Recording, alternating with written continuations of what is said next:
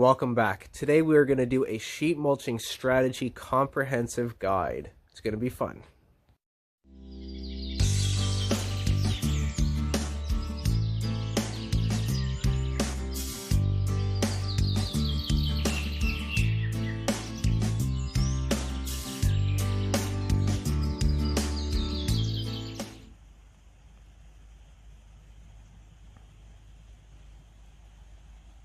Sheet mulching strategy is going to have three main layers to it. It's going to have a smothering layer on the bottom, a planting media in between, and then on top a mulch layer. Okay, so this little segment here is going to be intended to be a little bit of a primer and introduction on how to kind of build your own sheet mulch method using the strengths and the weaknesses of the various elements that you can use in it. Okay, so let's talk about smothering. We want to get rid of whatever's growing there now, which is typically going to be grass or just like random kind of weeds. So we want to get rid of that stuff, but we don't want to pull it out because first off, that's a lot of work, and second off, it's a lot of biomass. So we want to actually take advantage of that. So we should probably smother it. If you starve any kind of plant of sunlight, it's going to die. Okay, so your smothering efficiencies from most efficient to least efficient would be something like plywood, but that's not going to break down, so you're going to have to dig it out at some point. So that I would not use unless you're just doing a smother, and then you're going to remove it and then build a garden later. Cardboard would probably be the next best, maybe carpenter's paper as well, put on super thick. Both those layers should probably be at least doubled up so that plants can't go in between the layers and come back up. So you want to overlap them quite a bit and go nice and thick with that because you want to smother and kill everything underneath it. Next most efficient, and really possibly just as efficient to be honest, is full leaves in a thick layer where they can really mat and smother. Same thing here, that's what trees do. That's why trees drop their leaves. It's one of the two reasons. Smother out competition and return the nutrients back to the soil. Smothering out the competition is really important for trees. So that's what nature does, and it's a really good effective tool for smothering. Now we're getting into the poor smotherers. So shredded leaves is a decent smotherer. It will still smother stuff, but it's mostly, you're going to be shredding your leaves if you want it to turn over and turn into soil quickly. You're maximizing surface area. You're trading off smothering capability for a quick turnaround of soil building capability. Then there would be stuff like straw and hay, pine mulch. That stuff is not going to smother at all, probably, actually. You know, pine needles isn't really going to, you could put them really thick and they're really not going to smother anything out. Weeds and other plants will grow right up through them, no problem.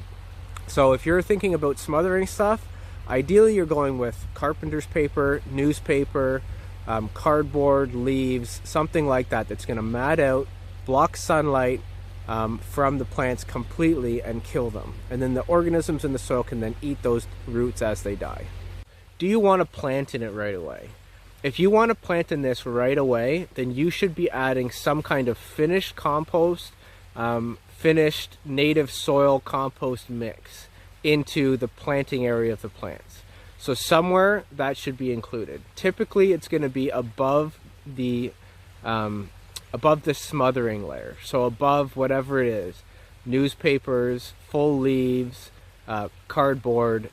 The place where you're going to plant your plants this year, or you know, if say it was the spring this year, it's going to be in that compost layer. So you're going to want to include maybe 2 to 3 inches of compost on top of the smothering layer. So the third aspect is the mulch layer. Think of the mulch layer as the skin protecting the body of the earth. We have skin on our bodies to protect our organs and muscles and blood vessels and nerves from the harsh outside world, and Mother Nature needs the same thing. Now there's a lot of flexibility in the mulch layer because we can choose stuff that breaks down slowly, breaks down quickly, adds different amounts of fertility, and they're all trade-offs with one another for what we want to accomplish as our goal in our system. Now if this were a finished garden and I was using the leaves as the mulch layer, I would never want to use full leaves, ever. So I would put this bag, instead of here, I would put it on the side and I would mow it and shoot the mowed leaves on top of the garden. because we don't want to smother in the mulch layer. We don't want these leaves smothering the plants that we're going to be planting in there. That's why we sheet mulched with this as a smothering layer. We don't want that smothering on top to smother the plants that we're planting. So on top for the mulch layer, you always want to have shredded leaves. These will break down fast and any plants can kind of poke up through. And you don't want it too thick, because especially with leaves, because they'll really mat out. They're all roughly the same size and it'll mat. So in your mulch layer, you ideally want a variety of sizes to prevent it from clumping and matting together. This is why wood chips are really good, and this is why for wood chips you really want a variety. You don't want just the same size chips. You want twigs and leaves and heartwood chunks and everything all mixed together. Now, if your goal is to turn your mulch layer over into soil quickly and build fertility in your garden fast, probably the best thing that you could have as a mulch layer would be straw. Straw is very good because it's got no seeds in it. It's not going to put a whole bunch of weeds in your garden. And it's going to decompose fairly quickly, you know, much faster than, say, wood chips.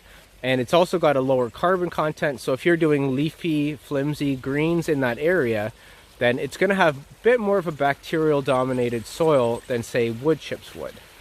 Now, wood chips, on the other hand, are really good for tree-based systems. The mushrooms are going to be the things that breaks apart the lignins in the wood, and wood chips as a mulch layer for trees is going to build fungal dominated soil. And more importantly, around trees you're not really constantly planting and digging. You're kind of just letting the trees grow and harvesting.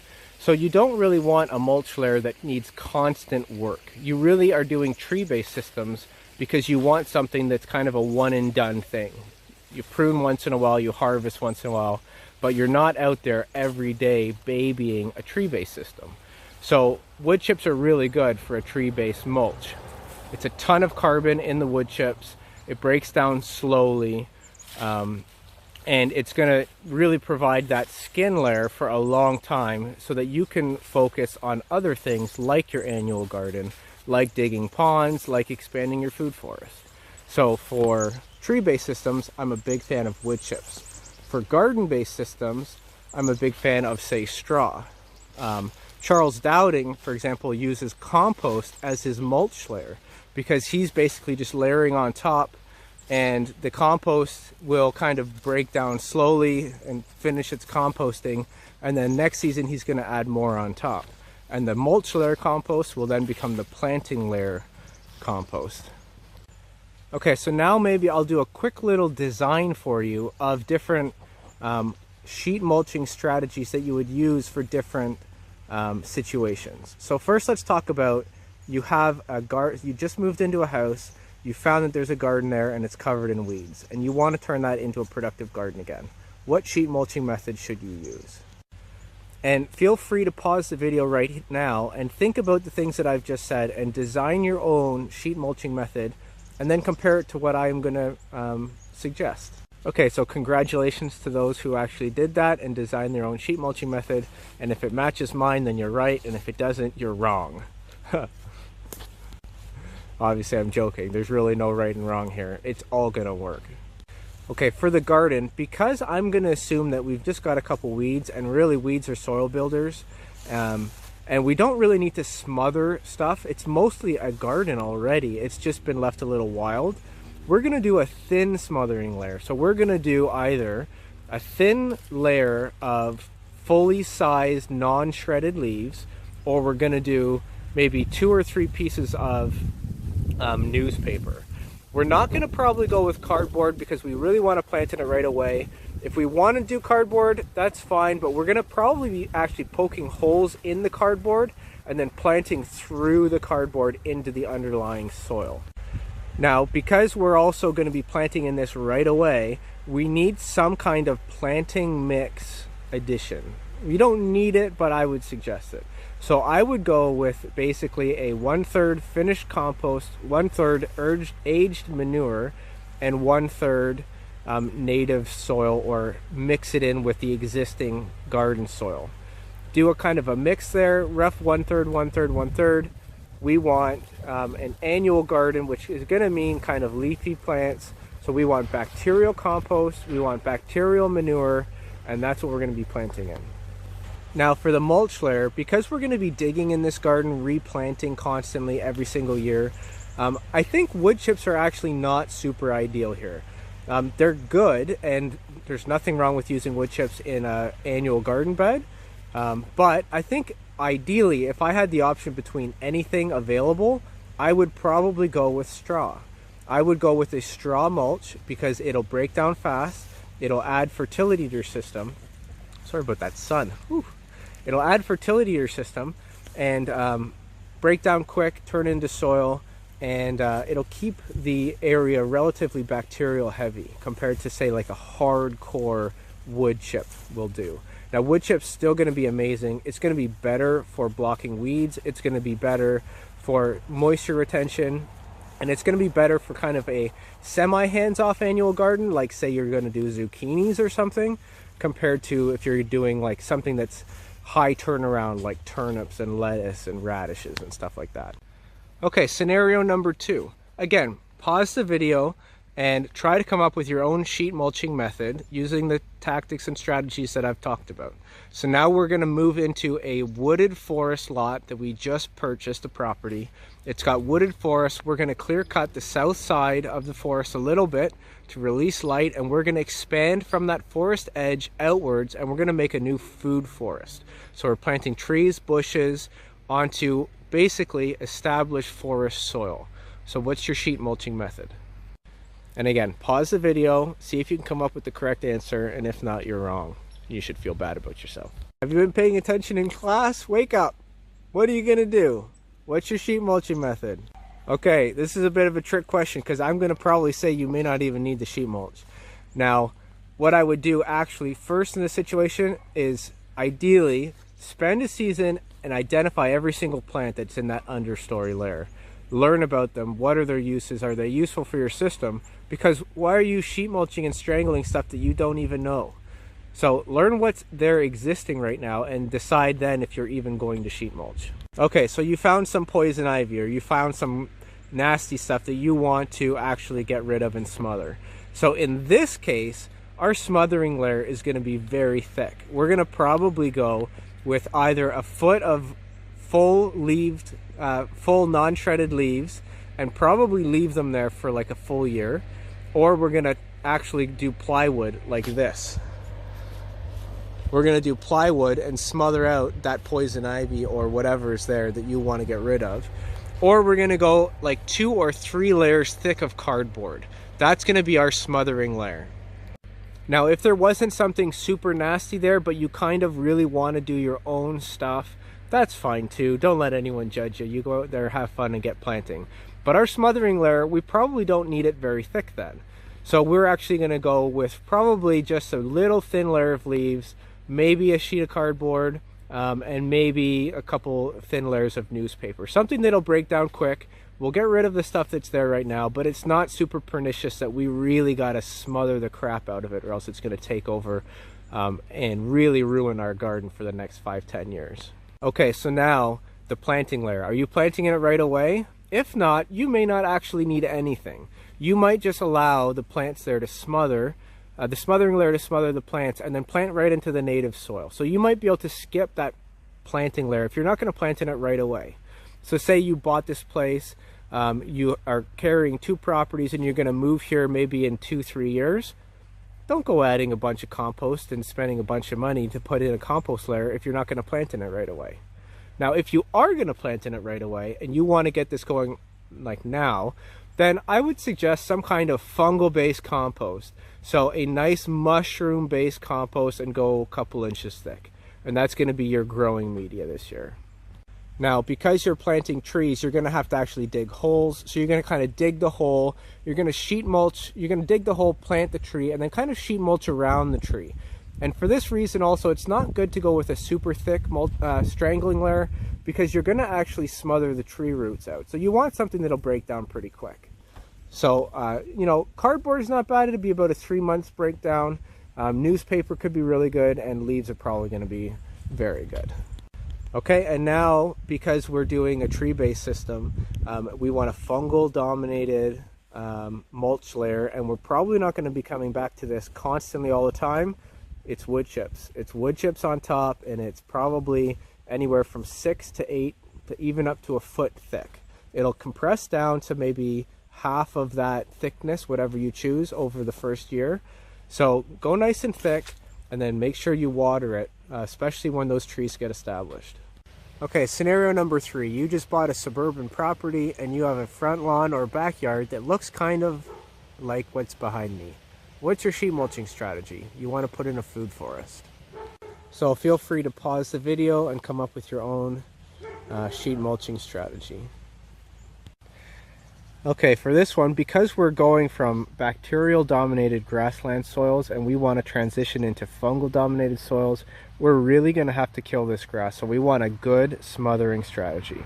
We don't want Bermuda grasses and stuff like that growing up into our food forest. So our smothering layer is going to be pretty decent. It's probably going to be 2 layers of cardboard thick. It's going to be carpenter's paper. It's not going to be plywood because we do want that stuff to break down. We don't want to have to rip that plywood out. It's not like we're smothering out kudzu or poison ivy. We're just smothering out grass. So we don't need to go insane with the plywood or a tarp or anything like that. You could, if you wanted to, tarp it out and then pull the tarp back and then do like a thinner layer, like a quick breakdown, newspaper or something like that. But you're probably fine with just cardboard. So cardboard, super thick as the smothering layer.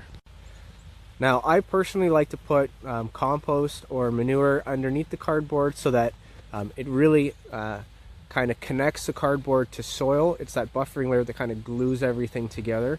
And then also the soil life when they're eating the grass, because there's a significant amount of grass here that needs to be eaten.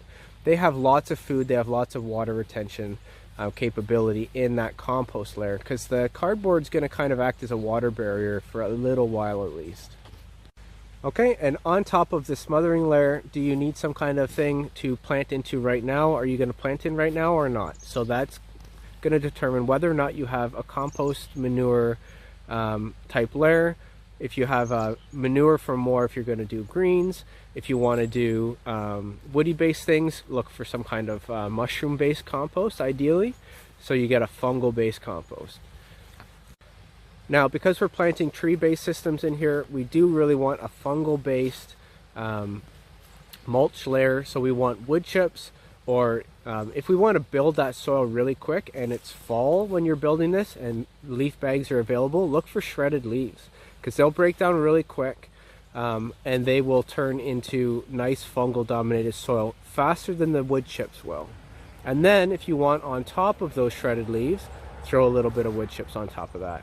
That is a kick butt brand new food forest strip in your new suburban backyard. And one last tip, when you're working on your project, don't include every last square inch as food forest. It's really important to leave some wild spaces for maybe a wildflower garden and even some bare soil so that bees can nest and create hives. In fact, most pollinating bees will actually live and make their hives underground in bare soil. So make sure you do include a little bit of bare soil in your designs for those bees that we depend on, and that your new food forest will actually depend on their health and their populations. And just an example of that, in this lower wild area garden, I don't know if you guys have ever really noticed, but this whole strip here I've left completely wild and for the most part unmulched. So that's kind of what I'm going with in this area, is a pollinator haven for them to kind of have an area that's just theirs right on the border of where I'm growing all my other food. So incorporate that into your own builds as well. So thanks for watching. Hopefully this gave you a lot of insight into why we mulch and what the goals and strategies are. And then you can use that in your own design. So you can kind of think on your feet. You don't need a step-by-step written guide by somebody. I really want people to get to the point where they are able to quickly think on their feet and design their own systems, because I think that's really how we get ahead here, and it's by having a lot of knowledgeable people out there planting trees. So thanks for watching. I hope you got something useful out of this video. Thanks for watching the build of this old man path. Hopefully it'll be an interesting project for you guys in the coming years.